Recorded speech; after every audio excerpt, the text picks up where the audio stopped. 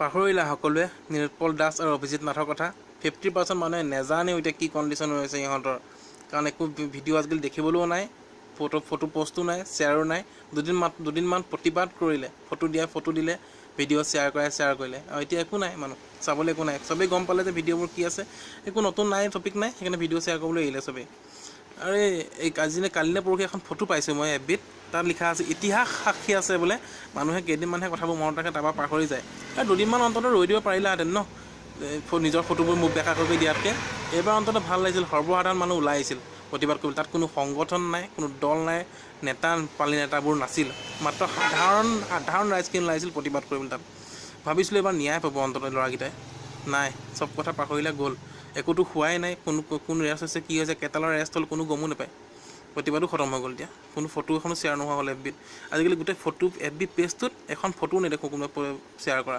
কোনোবা যি বেছিকৈ লাগি আছে অন্ততঃ গাৰ বেছি সঁচাকৈ যাৰ জ্বলিছিল সেই টাইমত, তেওঁলোকেহে অন্ততঃ দিছে, বাকীকেইজনতো নাই, এৰি দিলে এতিয়া। যি হ'ল পাহৰিলোঁ, এতিয়া গ'ল আৰু প্ৰতিবাদ কৰিবলৈও কোনো নাই।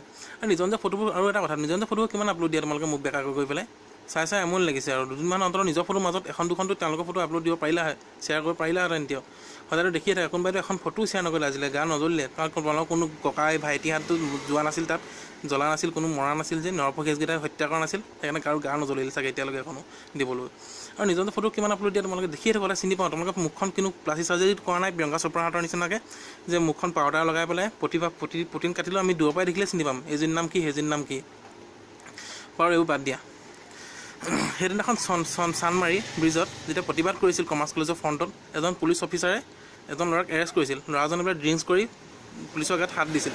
আৰু কি ল'ৰাটো বুৰ্বক, আমাৰ সাধাৰণ ল'ৰাটোৱে কি দৰকাৰ পৰিছিল পুলিচৰ গাত হাত দিবলৈ যাবলৈ। যেতিয়া গম পালোঁ যে পুলিচে পেটাইছিল, তেতিয়াহে ল'ৰাটোৱে হাত দিছিল বোলে।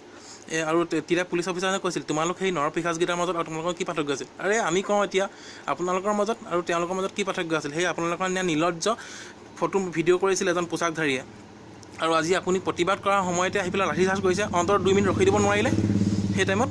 এতিয়া গম পায়নে, যেতিয়া 2013 চনত ঝংকাৰ যেতিয়া হত্যা কৰিছিল, তেতিয়াও চবৰে গা জ্বলিছিল, কিন্তু চবেই গম পোৱা নাছিল কথাটো। তেতিয়া এটা কাৰণে আৰু বেয়া লাগিছিল, তেতিয়া আপোনালোকৰ সেইদিনা পোছাকধাৰী কেইজনমানক পিটিছিল ভালকৈ সেই টাইমত, কাৰ্বি আংলং কেইটামানে মিলি লৈ। তেতিয়াতো একো কৰিব নোৱাৰিলে, এতিয়া অসমীয়াকেইটাৰ ওপৰত বৰ্বৰতে দেখাব আহি গ'ল।